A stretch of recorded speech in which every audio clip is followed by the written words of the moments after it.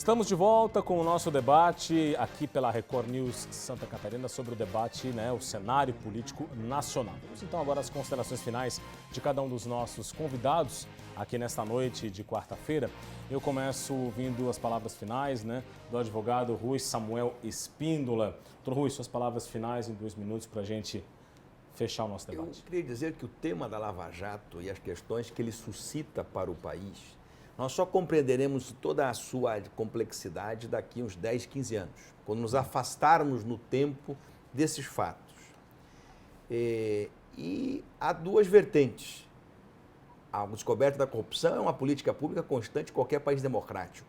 A corrupção é inerente à natureza humana, a falibilidade humana nos leva à corrupção. A corrupção não é o tema do mundo selvagem, é o tema da humanidade, das cidades, da organização política.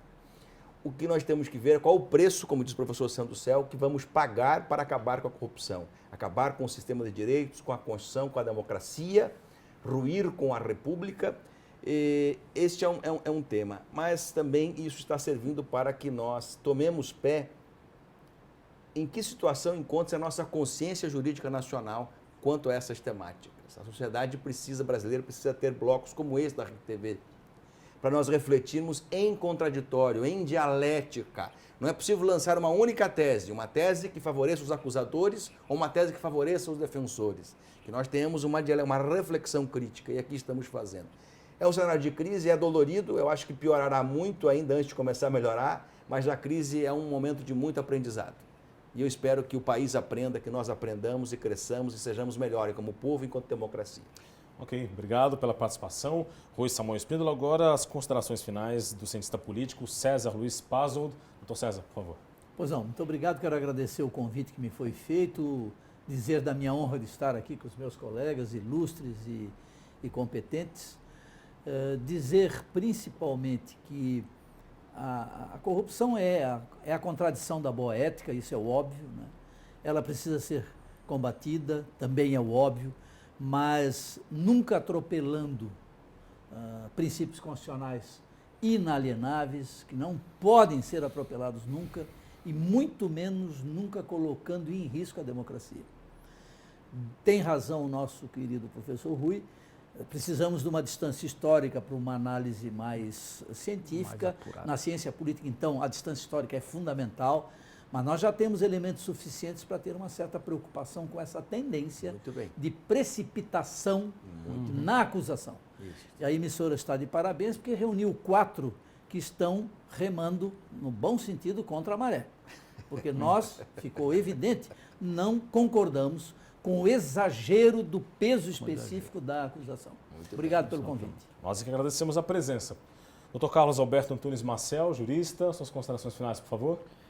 Olhe, eu também vou começar pelos agradecimentos, porque tenho dito muitas vezes, e agradeço aos meus colegas e amigos aqui presentes, e particularmente ao também presidente da ACALEG, que Academia Catarinense de Letras Jurídicas, que tantas vezes nos dá a oportunidade de termos debates sobre as nossas problemáticas.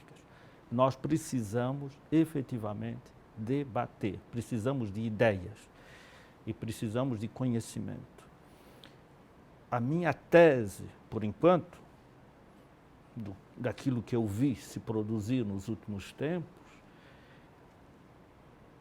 tem por base mais ou menos o seguinte: o que se produziu no Brasil, além do problema fundamental da falta de grandes lideranças, isso seguramente resulta daquele vazio político da ditadura militar,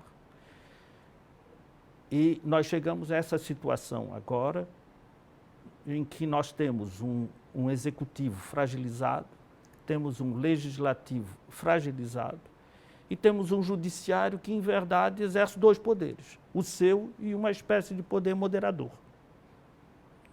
Ele vem sendo consultado, ele é que vai ser o árbitro das divergências constantes, inclusive, entre o executivo, o legislativo, etc. Isso fragiliza todo o processo, Além do que, nós podíamos esperar que no Supremo estariam as maiores figuras, talvez, do direito brasileiro, né? em termos de saber jurídico. Talvez não seja bem o caso, né? Talvez não seja bem o caso, e também no judiciário nós vemos que, o que é surpreendente, nós não temos nem mesmo uma jurisprudência fixa. O próprio judiciário ou o próprio Supremo hoje não respeita a sua própria jurisprudência. Nós vemos coisas serem decididas de forma diferenciada a cada passo. Essas questões todas, elas efetivamente têm que ser debatidas na vida social em benefício de um elemento fundamental a que nós já fizemos referência aqui.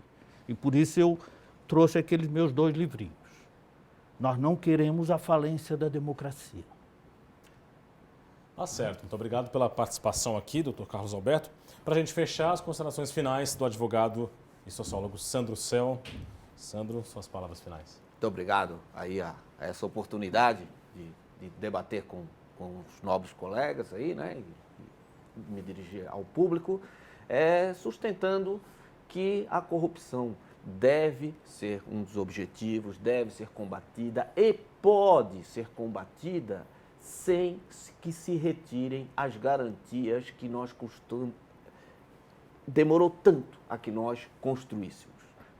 Nós viemos de um país que sempre, nos momentos de crise, quis partir para uma exceção, para uma quebra das regras do jogo, e todas as vezes, como já foi citado aqui, que nós quebramos as regras do jogo, nós voltamos 20 casas, nós voltamos à tortura, nós voltamos a tudo o que é ruim, que nós não queremos lembrar.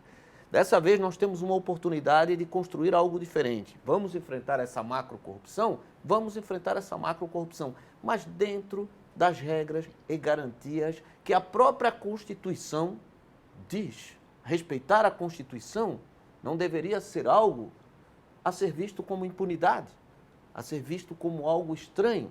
Então nós precisamos, de fato, levar esse debate às universidades, à população de um modo geral, para que entenda que está em jogo não a vida de um corrupto ou o destino de um corrupto que nos roubou, etc. Está em jogo o que vai acontecer quando seu filho for justo ou injustamente acusado de algo, o que vai acontecer quando eu for justo ou injustamente acusado de algo, em que o direito mais sagrado é o direito de você poder apresentar a sua versão, apresentar as suas provas, e as suas provas ter o mesmo respeito e ser ouvida com a mesma imparcialidade que as provas da acusação. Isso. Creio que não é mais nada do que isso que se pede. Tá certo. E com as palavras finais do Dr. Sandro Cel, nós fechamos o nosso debate especial do cenário político brasileiro aqui na Record News Santa Catarina. Espero que tenha sido uma ótima oportunidade para você de casa refletir junto com os nossos convidados e aqui chegar a aumentar a reflexão a respeito desses temas extremamente importantes para a sociedade brasileira como um todo, ok? Muito obrigado pela participação, pela audiência e até a próxima aqui na Record News Santa Catarina. Muito obrigado.